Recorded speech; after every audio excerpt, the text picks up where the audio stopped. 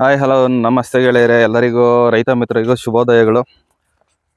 ಇಂದಿನ ಟಾಪಿಕ್ ಬಂದು ಏನಂತ ಹೇಳಿದ್ರೆ, ಈಗ ಬೆಡ್ ಪ್ರಿಪ್ರೇಷನ್ನ ಮಾಡ್ತಾ ಇರ್ತೀನಿ. ಯಾವ ಬೆಳೆಗೆ ಅಂತ ಹೇಳ್ಬಿಟ್ಟು ಯಾರಾದರೂ ಗೆಸ್ ಮಾಡಿದರೆ ಒಂದು ಕಮೆಂಟ್ ಮಾಡ್ರಿ. ಈಗ ನೋಡಿ, ಆಲ್ಮೋಸ್ಟ್ ಈಗ ಬೆಳಗ್ಗೆ 6 ಗಂಟೆಗೆಲ್ಲ ಬಂದಿರ್ತಾರೆ. ಬಂದು ಈಗ ಒಂದು 75% ಕಂಪ್ಲೀಟ್ ಆಗೋಗಿದೆ ವರ್ಕು. ಇಲ್ಲಿ ನೋಡ್ತಿರ್ಬೋದು. ಸೊ ಇವರು ಬರೋದಕ್ಕಿಂತ ಮುಂಚೆ ನಾವೆಲ್ಲ ಏನೇನೆಲ್ಲ ಸೆಟಪ್ ಮಾಡಿರಬೇಕು ಬೆಡ್ ಮಾಡೋದಕ್ಕೆ ಮುಂಚೆ ಅಂತ ಈ ವಿಡಿಯೋದಲ್ಲಿ ಒಂದು ಮಾಹಿತಿ ಜೊತೆಗೆ ಬೆಡ್ ಯಾವ ರೀತಿ ಮಾಡ್ತಾ ಇದ್ದಾರೆ, ಮತ್ತೆ ಪೇಪರ್ ಯಾವ ರೀತಿ ಹಾಕ್ತಾರೆ, ಮತ್ತೆ ಗೊಬ್ಬರಗಳೆಲ್ಲ ಏನೆಲ್ಲ ಕೊಟ್ಟಿರ್ತೀನಿ ಅಂತ ಒಂದು ಮಾಹಿತಿ ಕೊಡೋಕೆ ಬಂದಿರೋದು. ಮಾಹಿತಿ ಹೊಸಬರಿಗೆ ಹೊಸದಾಗಿರ್ತದೆ, ಹಳಬರಿಗೆ ಹಳೇದಾಗಿರ್ತದೆ. ದಯವಿಟ್ಟು ನೋಡಿ ಸಹಕಾರ ಕೊಡಿ ಅಂತ ಹೇಳ್ತಾ ವಿಡಿಯೋಗೆ ಮುಂದುವರಿತೀನಿ. ನಿಮ್ಮ ಸಹಕಾರ ಇಲ್ದಿರ ನಾವೇನೂ ಇಲ್ಲ. ನಾವು ಎಷ್ಟೇ ಕಂಟೆಂಟ್ ಮಾಡಿದ್ರೇನೋ ನಿಮ್ಮ ಸಹಕಾರ ಕೊಟ್ಟಿಲ್ಲ ಅಂದರೆ ಆಗಲ್ಲ. ಸೊ ಯಾರಿಗಾದ್ರೂ ವಿಡಿಯೋ ಇಷ್ಟ ಆದರೆ ಚಾನಲ್ನ ಸಬ್ಸ್ಕ್ರೈಬ್ ಮಾಡ್ಕೊಳ್ಳಿ, ವಿಡಿಯೋಸ್ನ ಆದಷ್ಟು ಲೈಕ್ ಮಾಡಿ, ಶೇರ್ ಮಾಡಿ ಅಂತ ಹೇಳ್ತಾ ವಿಡಿಯೋಗೆ ಹೋಗೋಣ ಬನ್ನಿ. ಇನ್ನು ಪ್ರಥಮವಾಗಿ ನಾವೇನಂತ ಹೇಳಿದ್ರೆ, ಬೆಡ್ ಪ್ರಿಪ್ರೇಷನ್ ಅಂದರೆ ಬೆಡ್ ಮಾಡೋದಕ್ಕೆ ಮೊದಲು ಏನು ಮಾಡ್ತೀರಾ ಅಂತ ಹೇಳಿದ್ರೆ, ಈ ಪೈಪ್ಗಳನ್ನ ಬಂದು ಮೆಜರ್ಮೆಂಟ್ಗೆ ತಕ್ಕಂಗೆ ನಾವು ನೀಟಾಗಿ, ಈಗ ನೋಡ್ತಿರ್ಬೋದು, ಇಲ್ಲಿ ಬಂದು 5 ಅಡಿಗೆ ಬಂದು ಒಂದು ಪೈಪ್ಗಳನ್ನೆಲ್ಲ ಎಳೆದ್ಬಿಟ್ಟಿರ್ತೀರಿ. ನಮ್ಮ ಪೈಪ್ಗಳನ್ನ ಮುಂಚಿತವಾಗಿ ಎಳೆಯೋ ಕಾರಣ 2 ಇರ್ತದೆ. ಒಂದು ಬಂದು ಬೆಡ್ ಮಾಡಲಿಕ್ಕೆ ಕರೆಕ್ಟಾಗಿ ಲೈನ್ ಸಿಗಲಿ ಅಂತ, ಅದ್ರ ಜೊತೆಗೆ ಗೊಬ್ಬರ ಹಾಕ್ಲಿಕ್ಕೆ. ಜೊತೆಗೆ ಇನ್ನೊಂದು ಏನಪ್ಪ ಅಂತ ಹೇಳಿದ್ರೆ, ಇವಾಗ ಹಳೆ ಪೈಪ್ಗಳು ಹಾಕೋ ಕಾರಣಕ್ಕೆ ಏನಾಗುತ್ತೆ, ಬ್ಲಾಕೇಜ್ ಏನಾದರೂ ಆಗಿರುತ್ತಾ, ಮತ್ತೆ ಎಲ್ಲಾದರೂ ಬ್ಲಾಕ್ ಆಗಿದ್ರೆ ನಾವು ಪೇಪರ್ ಹಾಕ್ಬಿಟ್ಮೇಲೆ ಅದನ್ನ ಚೆಕ್ ಮಾಡೋದಕ್ಕೆ ಆಗೋದಿಲ್ಲ. ಆದ ಕಾರಣ ಫಸ್ಟೇ ಎಲ್ಲ ಪೈಪೆಲ್ಲ ಎಳೆದು ಈ ರೀತಿಯಲ್ಲಿ ಚೆಕ್ ಮಾಡ್ಕೊಂಡ್ಬಿಟ್ಟು ಅದಾದ ನಂತರ ಬೆಡ್ ಮಾಡೋ ಇದಕ್ಕೆ ಲೆಕ್ಕಾಚಾರಕ್ಕೆ ಹೋಗ್ತೀರಿ. ಇನ್ನು ಇಲ್ಲಿ ನೀವು ಗಮನಿಸ್ಬೋದು, ಪೈಪುಗಳು ಆ ಕಡೆ ಈ ಕಡೆ ಸರಿಬಾರ್ದು ಅಂತ ಹೇಳ್ಬಿಟ್ಟು ನೀಟಾಗಿ ಒಂದು ಕಡ್ಡಿಗಳನ್ನ ಅದನ್ನ ಹೊಡೆದಿರ್ತೀರಿ. ಇಲ್ಲಿ ಗಮನಿಸ್ತಾ ಇದ್ರಲ್ಲ ಕೊನೆಗಳಲ್ಲಿ. ಸೊ ಇದೊಂದು ವಿಚಾರ ಆಯಿತು. ಇದಾದ್ಮೇಲೆ ನೆಕ್ಸ್ಟ್ ವಿಚಾರಕ್ಕೆ ಹೋಗೋದಾದ್ರೆ, ಈಗ ಪೈಪ್ಗಳೆಲ್ಲ 5 ಅಡಿಗೆ ಎಳೆದು ಎಲ್ಲ ನೀರೆಲ್ಲ ಬಿಟ್ಟು ಚೆಕ್ ಮಾಡಿರೋದು ಆಗಿದೆ. ಆಮೇಲೆ ನೆಕ್ಸ್ಟ್ ಗೊಬ್ಬರಗಳು ಕೊಡಬೇಕಲ್ಲ. ಇನ್ನು ಗೊಬ್ಬರಗಳ ವಿಚಾರಕ್ಕೆ ಬಂದಾಗ, ನಾವು ಕೊಟ್ಟಿರೋಂಥ ಗೊಬ್ಬರಗಳು ಯಾವ್ದು ಅಂತ ಹೇಳಿದ್ರೆ, ಸಾಮಾನ್ಯವಾಗಿ ಯಾವಾಗೋ ಬೆಡ್ ಪ್ರಿಪರೇಷನ್ ಮಾಡೋ ಟೈಮಲ್ಲಿ ಕೊಡುವಂಥ ಗೊಬ್ಬರಗಳೇ. ಇದರಲ್ಲಿ ನಿಮಗೆ ಮೂಟೆ ಗೊಬ್ಬರಗಳು ಮಾತ್ರ ಎತ್ತಿ ಕಾಣಿಸ್ತಾ ಇರ್ತದೆ. ಈ ಹಿಂಡಿಗಳೆಲ್ಲ ಕಾಣಿಸೋದಿಲ್ಲ. ಯಾಕಂತ ಹೇಳಿದ್ರೆ ಅದು ಮಣ್ಣು ಕಲರ್ ಇರ್ತದೆ. ಆದ ಕಾರಣ ಇಲ್ಲಿ ನೋಡ್ತಿರ್ಬೋದು, ಇವತ್ತು ಕೊಟ್ಟಿರುವಂಥ ಗೊಬ್ಬರಗಳು ಯಾವ್ದು ಅಂತ ಹೇಳಿದ್ರೆ, DAP 1 ಮೂಟೆ, 10-26 1 ಮೂಟೆ, ಉಂಗೆ ಹಿಂಡಿ 1 ಮೂಟೆ, ಬೇವಿನ ಹಿಂಡಿ 1 ಮೂಟೆ, ಅದರ ಜೊತೆಗೆ ಯಾರಮಿಲ್ಲ ಕಾಂಪ್ಲೆಕ್ಸ್ ಅಂತ ಒಂದು ಬರುತ್ತೆ 25 kg ಬ್ಯಾಗು. ಸೊ ಇದಿಷ್ಟನ್ನು ಒಂದು ಮಿಕ್ಸ್ ಮಾಡಿ ಕೊಟ್ಟಿರ್ತೀನಿ ಸ್ನೇಹಿತರೆ. ಇನ್ನು ಇದಾದ್ಮೇಲೆ ನಾವು ಇನ್ನು ಬೆಳೆ ಹಾಕೋದಕ್ಕೆ ಮೊದಲು ಏನು ಮಾಡ್ತೀರಿ, ಟ್ರೈಕೋಡರ್ಮಾ ಸೂಡೋಮೋನಾಸ್ ಅಂತ ಜೈವಿಕ ಶಿಲೀಂಧ್ರಗಳು ಇರ್ತದಲ್ವಾ, ಅದನ್ನ ಬೆಡ್ ಮೇಲೆ ಒಂದು ಡ್ರಿಪ್ಪಲ್ಲಿ ಕೊಡ್ತೀರಿ. ಯಾಕಂತ ಹೇಳಿದ್ರೆ ಕೆಮಿಕಲ್ ಗೊಬ್ಬರ ಜೊತೆ ಮಿಕ್ಸ್ ಮಾಡಿದ್ರೆ ಅದು ಕೆಲಸ ಮಾಡಲ್ಲ ಅಂತ ಹೇಳ್ತಾರೆ. ಆದ ಕಾರಣ ಇವಾಗ ಟ್ರೈಕೋಡರ್ಮಾ ಸೂಡೋಮೋನಾಸ್ನ ಬಳಕೆ ಮಾಡಿಲ್ಲ. ಸೊ ಇದೊಂದು ವಿಚಾರ ಆಯಿತು. ಗೊಬ್ಬರಗಳು ಗೊತ್ತಲ್ವಾ, ಈ ರೀತಿಯಲ್ಲಿ ನಾವು ಬೆಡ್ ಮಾಡೋದಕ್ಕೆ ಮೊದಲೇ ಗೊಬ್ಬರ ಹಾಕ್ಬಿಡ್ತೀರಿ. ಯಾಕಂತ ಹೇಳಿದ್ರೆ ಬೆಡ್ ಮೇಲೆ ಗೊಬ್ಬರ ಹಾಕಿದ್ರೆ ಏನಾಗುತ್ತೆ ಅಂದರೆ, ನಾವು ಹೂಳುವಂಥ ಸಸ್ಯ ಆಗಲಿ ಅಥವಾ ನಾವು ಹೂಳುವಂಥ ಬೀಜ ಆಗಲಿ ಸರಿಯಾಗಿ ಜರ್ಮಿನೇಷನ್ ಬರೋದಿಲ್ಲ. ಯಾಕಂತ ಹೇಳಿದ್ರೆ ಕೆಮಿಕಲ್ ಇದಾಗಿ ಅದು ಜರ್ಮಿನೇಷನ್ ಬರದೆ ಆಗೋಗ್ತದೆ ಅಂತ ಹೇಳ್ಬಿಟ್ಟು ಏನು ಮಾಡ್ತೀರಿ, ಬೆಡ್ ಮಾಡೋಕ್ಕೆ ಮೊದಲೇ ಈ ರೀತಿಯಲ್ಲಿ ಗೊಬ್ಬರಗಳನ್ನ ಬಂದು ಎಲ್ಲಿ ಬೆಡ್ ಬರುತ್ತೋ ಅಲ್ಲಿಗೆ ಸರಿಗೆ ಹಾಕ್ಬಿಡ್ತೀರಿ. ಟ್ಯಾಕ್ಟ್ರಿನಲ್ಲಿ ಬೆಡ್ ಮಾಡೋರು ಅಷ್ಟೇ, ಕೆಲವೊಬ್ರು ಏನು ಮಾಡ್ತಾರೆ, ಪರ್ಟಿಕ್ಯುಲರ್ ಆಗಿ ಇಂಥ ಕಡೆ ಲೈನ್ ಬರುತ್ತೆ ಅಂತಂದ್ರೆ ಅಂಥ ಕಡೆ ಲೈನ್ಗಳನ್ನ ಮಾಡಿಬಿಟ್ಟು ಈ ರೀತಿ ಗೊಬ್ಬರ ಹಾಕ್ಬಿಟ್ಟು ಅದಾದಮೇಲೆ ಟ್ಯಾಕ್ಟ್ರಿನಲ್ಲಿ ಬೆಡ್ಗಳನ್ನ ಹೊಡಿತಾರೆ ಸ್ನೇಹಿತರೆ.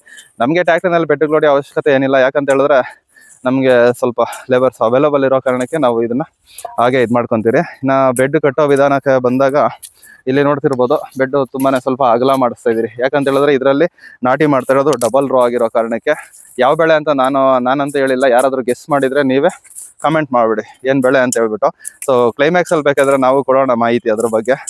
ಇನ್ನು ಇಲ್ಲಿ ಬೆಡ್ ಮಾಡೋ ವಿಚಾರಕ್ಕೆ ಬಂದಾಗ ಗೊತ್ತೇ ಇರುತ್ತೆ ಎಲ್ಲರಿಗೂ, ಸಾಮಾನ್ಯವಾಗಿ 2 ಕಡೆಯಿಂದ ನೀಟಾಗಿ ಅಗಲವಾಗಿ ಎತ್ತಿ ಈ ರೀತಿ ಮಣ್ಣನ್ನ ಏರಿಸ್ಕೊಳ್ತಾ ಹೋಗ್ಬೇಕು.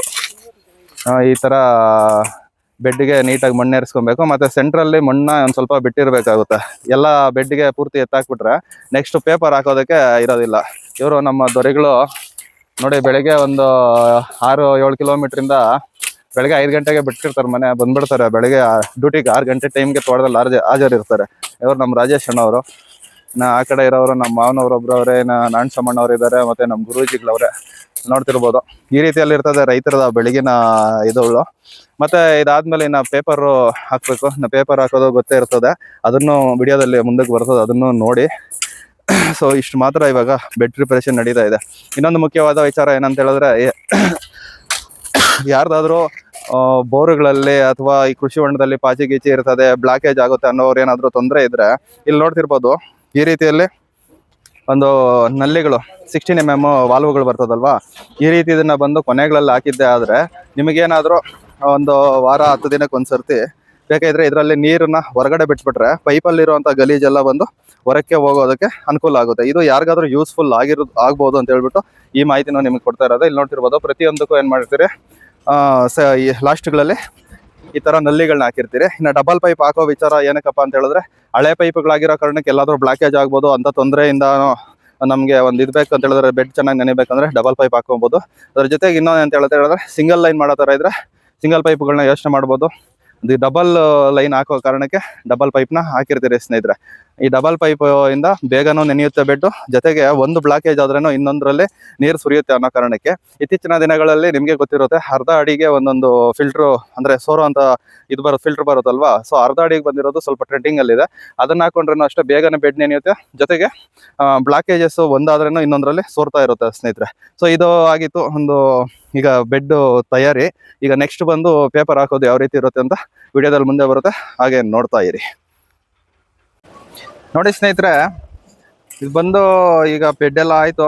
ಪೇಪರ್ ಹಾಕೋವಾಗ ಬಂದು ಸಾಮಾನ್ಯವಾಗಿ ಕೆಲವೊಂದು ಕಡೆ ನೋಡಿ ಇಷ್ಟಿಷ್ಟು ಮಾತ್ರ ಮಣ್ಣುಗಳು ಅಲ್ಲೆಲ್ಲ ಹಾಕೊಂಡು ಹೋಗಿರ್ತಾರೆ. ಆದರೆ ನಮ್ಮ ಕಡೆ ಎಲ್ಲ ಬಂದು ಏನಂತ ಹೇಳಿದ್ರೆ ಪೂರ್ತಿ ಮುಚ್ಚಿಬಿಡ್ತೀರಿ ಪೇಪರ್ನ. ಯಾಕಂದರೆ ಹುಳ ಹುಟ್ರ ಹೋಗಿ ಸೇರ್ಕೊಬಾರ್ದು, ಜೊತೆಗೆ ಮಳೆ ಗಿಳೆ ಬಿದ್ದು ಇದು ಪೇಪರ್ ಗೀಪರ್ ಗಾಳಿ ಗಿಳಿ ಕೆತ್ಬಿಟ್ರೆ ತೊಂದರೆ ಆಗ್ತದೆ. ಸೊ ಇದೆಲ್ಲ ತೊಂದರೆ ಇರಬಾರ್ದು ಅಂತ ಹೇಳಿದ್ರೆ ಪೂರ್ತಿ ಹಾಕ್ಬೇಕಾಗುತ್ತೆ. ಇನ್ನು ನಾನು ತಂದಿರೋ ಪೇಪರ್ ಬಂದು ಯಾವುದು ಅಂತ ಹೇಳಿದ್ರೆ ಮಲ್ಚ್ ಇಂಡಿಯಾ ಅಂತ ಹೇಳ್ಬಿಟ್ಟು, ಸಾಮಾನ್ಯವಾಗಿ ಯಾವಾಗಲೂ ಬಳಕೆ ಮಾಡುವಂಥ ವೆರೈಟಿನೇ. ಇದು ಯಾಕಂತ ಹೇಳಿದ್ರೆ 2 ಬೆಳೆ ಅಂತೂ ಗ್ಯಾರಂಟಿ ಬರ್ತದೆ. ಸ್ವಲ್ಪ ಪೇಪರು ನಾಯಿಗೆ ಈಗಲೂ ತುಳಿದಿಲ್ಲ ಅಂತ ಹೇಳಿದ್ರೆ ಇನ್ನು ಬೇಕಾದ್ರೆ 3 ಬೆಳೆವರೆಗೂ ಇಟ್ಕೊಬೋದು. ಸೊ ನಾನು ಬೆಳೆದಿದ್ದೀನಿ, 3 ಬೆಳೆನೂ ಬೆಳೆದಿರ್ತೀನಿ ಈ ಒಂದು ಪೇಪರಲ್ಲಿ. ಸೊ ಇದೊಂದು ವಿಚಾರ ಆಯಿತು. ಇನ್ನು ಎಷ್ಟು ರೋಲಪ್ಪ ಬೇಕು ಅಂತ ಹೇಳಿದ್ರೆ ಇದ್ರ ರೋಲ್ ಲೆಕ್ಕ ಬರೋದು ಪೇಪರು. ಈ ಒಂದು ವಿಸ್ತೀರ್ಣಕ್ಕೆ ಅರ್ಧ ಎಕರೆ ವಿಸ್ತೀರ್ಣಕ್ಕೆ ಒಂದು 3 ರೋಲ್ ಆದರೆ ಸಾಕಾಗುತ್ತೆ. ಒಂದು ರೋಲ್ನ ಬೆಲೆ ಬಂದು 2300 ರೂಪಾಯಿ ಸ್ನೇಹಿತರೆ. 2300 ರೂಪಾಯಿ ಒಂದು ರೋಲು. ಇದು ಬಂದು 400 ಮೀಟ್ರ್ ಬರ್ತದೆ. ಈಗ ಅರ್ಧ ಎಕರೆ ವಿಸ್ತೀರ್ಣಕ್ಕೆ 3 ರೋಲ್ ಆದರೆ ಸಾಕು, 1 ಎಕರೆಗೆ 6 ರೋಲ್ ಹಾಕ್ಬೇಕಾಗುತ್ತೆ ಸ್ನೇಹಿತರೆ. ಇನ್ನು ನಾರ್ಮಲ್ ಆಗಿ ನಾನು ಸುಮಾರು ವಿಡಿಯೋಗಳು ಕೊಟ್ಟಿರ್ತೀನಿ ನಿಮಗೆ ಆಲ್ರೆಡಿ, ಒಂದು ಕಡೆ ಬಂದು ಯಾವ ರೀತಿ ಪೇಪರ್ನ ನೀಟಾಗಿ ಮುಚ್ಚಾಕ್ತೀರಿ ಅಂತ ಹೇಳ್ಬಿಟ್ಟು. ಇಲ್ಲಿ ಗಮನಿಸ್ತಾ ಇರ್ಬೋದು, ಫಿನಿಶಿಂಗು ಈ ರೀತಿಯಲ್ಲಿ ಬರ್ತದೆ, ನೋಡ್ತಾ ಇದ್ದೀರಲ್ಲ. ಸೊ ಈ ರೀತಿಯಲ್ಲಿ ಇರ್ತದೆ. ಇನ್ನು ಇದಾದಮೇಲೆ ಏನಂತ ಹೇಳಿದ್ರೆ ಮಾಮೂಲಿ ಓಲುಗಳು ಹಾಕಿ ನಾವು ಯಾವುದು ನಾಟಿ ಮಾಡಬೇಕು ಅಂದ್ಕೊಂಡಿರ್ತೀರಿ ಬೆಳೆ, ಸೊ ಆ ಬೆಳೆನ ಮಾಡ್ಕೊಳ್ತಾ ಹೋಗ್ತಾ ಇರೋದು. ಸೊ ಇಷ್ಟಾಗಿತ್ತು ಇವತ್ತಿನ ಒಂದು ಬೆಡ್ ಪ್ರಿಪ್ರೇಷನ್ ಮಾಹಿತಿ ಇಷ್ಟ ಆಗಿದ್ರೆ ಅದು ಗೊತ್ತಲ್ವಾ, ದಯವಿಟ್ಟು ಚಾನಲ್ನ ಸಬ್ಸ್ಕ್ರೈಬ್ ಮಾಡ್ಕೊಳ್ಳಿ. ವಿಡಿಯೋಸ್ನ ಆದಷ್ಟು ಲೈಕ್ ಮಾಡಿ, ಶೇರ್ ಮಾಡಿ. ನಿಮ್ಮ ಲೈಕ್ಸು ಶೇರ್ಸು ಎಷ್ಟಾಗುತ್ತೋ ನಮಗೂ ಅದೇ ರೀತಿಯೇ ಉತ್ತೇಜನ ಸಿಗುತ್ತೆ ಒಂದು ವಿಡಿಯೋ ಮಾಡಲಿಕ್ಕೆ ಅಂತ ಹೇಳೋಕ್ಕೆ ಇಷ್ಟಪಡ್ತೀನಿ ಸ್ನೇಹಿತರೆ. ನೋಡಿ ಈ ರೀತಿಯಲ್ಲಿ 2 ಕಡೆ ಬಂದು ಮಣ್ಣನ್ನು ಬೆಡ್ಗೆ ಏರಿಸ್ಬಿಡ್ತೀವಿ. ಸೆಂಟ್ರಲ್ಲಿ ಬಂದು ಸ್ವಲ್ಪ ನೀಟಾಗಿ ಕಾಲುವೆ ಥರನೇ ಆಗೋಗ್ತದೆ. ಸೊ ಏನಾದರೂ ಬೇಸಿಗೆದಲ್ಲಿ ಟೆಂಪ್ರೇಚರ್ ಜಾಸ್ತಿ ಯಥೇಚ್ಛ ಅನಿಸಿದ್ರೆ ಬೇಕಾದರೆ ಈ ಕಾಲುವೆನಲ್ಲಿ ನೀರು ಸಹ ನಾವು ಬಿಡಬಹುದು. ಸೊ ಇದಾಗಿತ್ತು ಮಾಹಿತಿ. ಸೊ ಯಾರೆಲ್ಲ ವಿಡಿಯೋ ನೋಡಿದ್ರೋ ನನ್ನ ಕಡೆಯಿಂದ ತುಂಬ ಹೃದಯದ ಧನ್ಯವಾದಗಳು. ಎಲ್ಲರಿಗೂ ಶುಭ ದಿನ. Take care. ಬಾಯ್ ಬಾಯ್.